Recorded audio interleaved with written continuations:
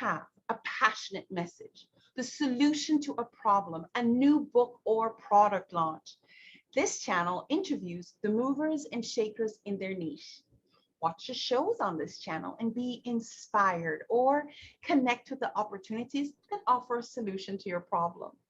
PSI TV gives content creators a TV experience and increase their visibility to a new audience, allowing them to demonstrate their authority in their subject matter to you. Beyond ads, biz brands can now have a channel presence with their content.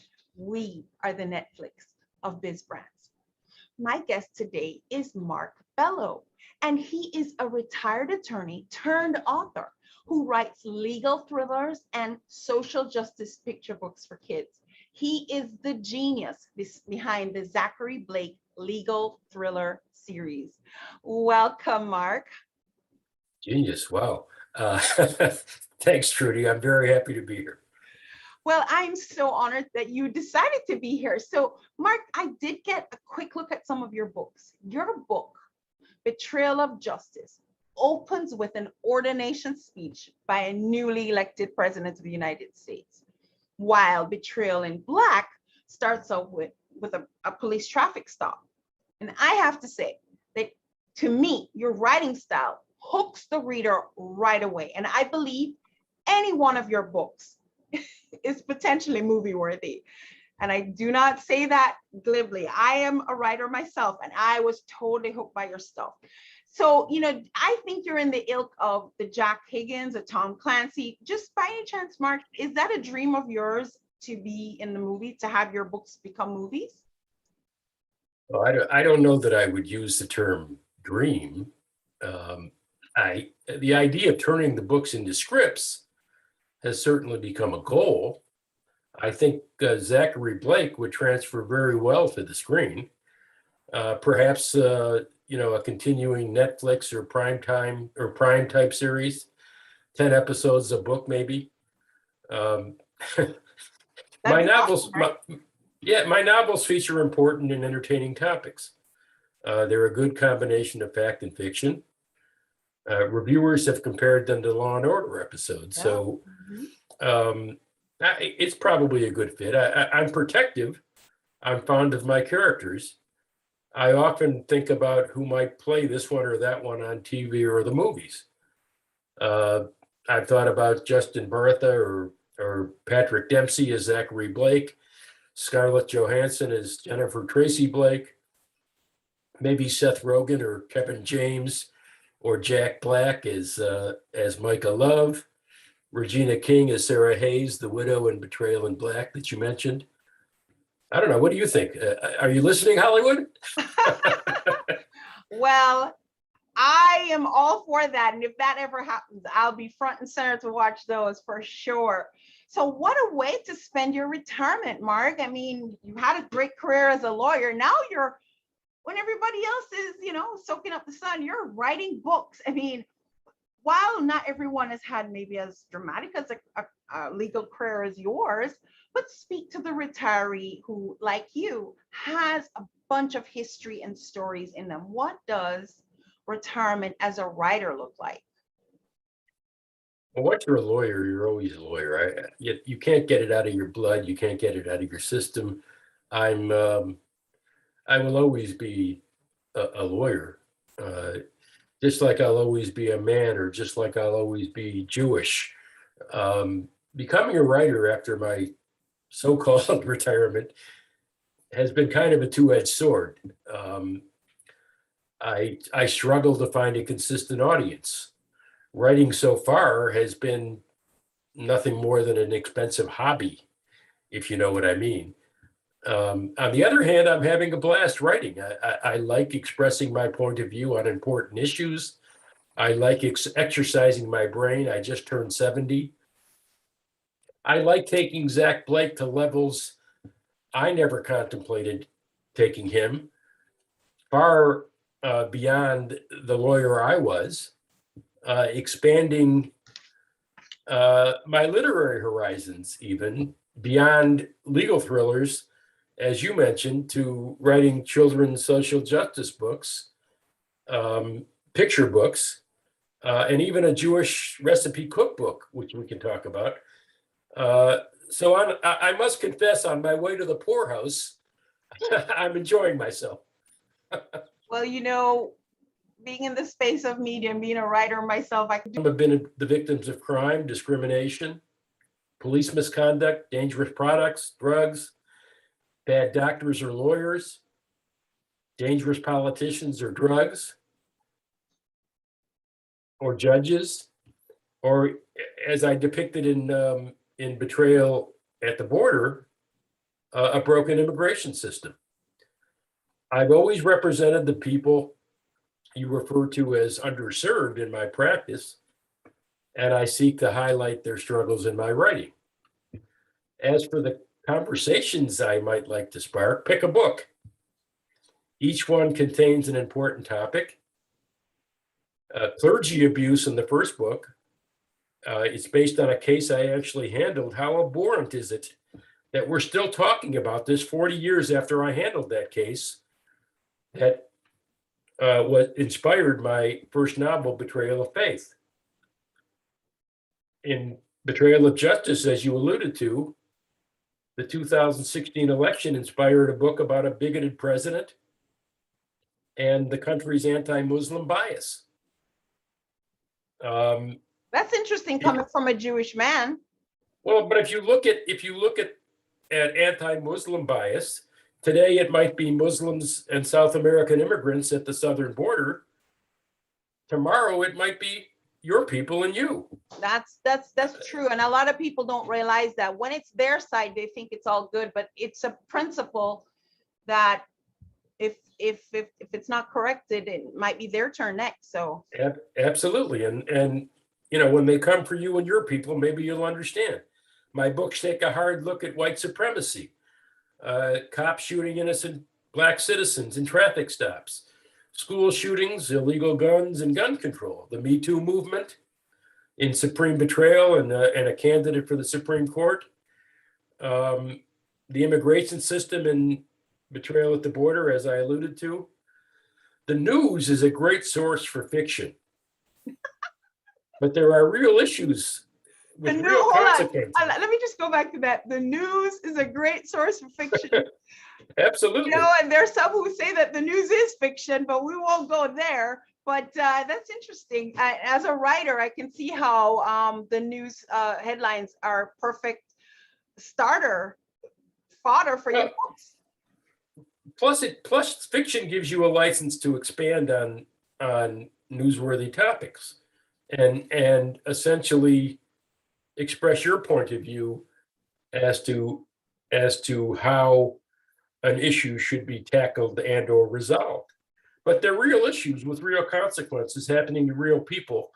And what I hope to do with my novels is raise public awareness and consciousness of these issues and offer some solutions, hopefully.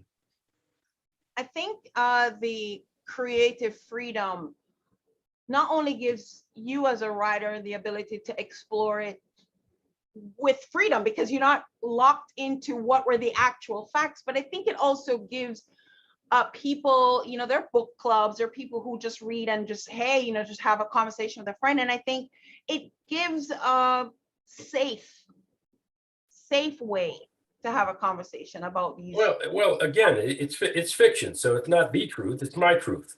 Right. And if you more and more today, if you watch the news, it's not becoming the news. Depending on what station you watch or what network you watch, the news can be very different things. So I'm not even sure the news isn't fiction half the time. But the point is that important newsworthy topics that happen to real people are great sources of fictional accounts of those topics. And that's what I try to do. You could be writing for many more decades if your life sustains you, because you will always have some new news story that makes it worth writing. So you have an audiobook, Mark. Whose voice is on the audiobook?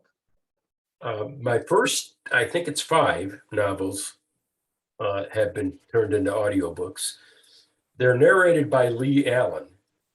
And if any of your listeners or viewers are from Detroit and are my age, they will remember Lee Allen as a famous disc jockey in Detroit in the 1960s.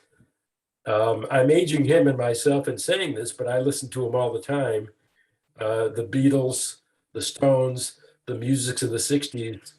While I was growing up in Detroit, Lee was wonderful to work with. He's a great guy with a great voice, even in his 80s. But don't tell him I told you that he's in his 80s. I won't tell him, but maybe somebody in the audience will. Well, let's talk about that cookbook, if you don't mind. Well, I wrote a Jewish recipe cookbook, and it's actually pulled from my own family's 75th family club anniversary. Everybody turned in a recipe, and it was turned into a cookbook for this anniversary celebration.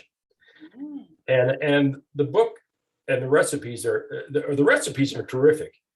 They're the food I grew up on, and I got the wild idea of taking these recipes, making them Zachary Blake's family recipes, creating the Blake Lewin family cookbook, and telling anecdotes from Blake and Lewin family members and memories that Zachary has of those family members. Some of the stories are completely made up. Some of the stories are actual stories, including the names, by the way. Some of the names of aunts and uncles and cousins are real people from my family, but I made them Zachary Blake's family. And I told some funny stories about how they interacted with each other. There's a story in there, for instance, of two senior citizens going golfing. One can't hear, the other can't see. The guy tees off. I'm sorry, one can't see and the other has a bad memory. So the one who tees off that can't see says, "Did you see where it went?" And the guy with a bad memory says, "Yes." And the woman says, "Where did it go?" He says, "I don't remember." So it's stuff like that. There's some funny stories in it, and it's not just a cookbook. It's funny anecdotes about how Jewish seniors might relate to each other. Well, Mark, is there anything else you would like to share? You mentioned the children's picture book. I released the first one. There's a series of them. Social Justice and Safety. The first one is a book about a biracial child who goes to kindergarten for the first time, not realizing that he's different than most of the white kids in his school. And he is teased and bullied for being different. The book is a story in rhyme. And it tells the story of how the community in the school responds to the incident.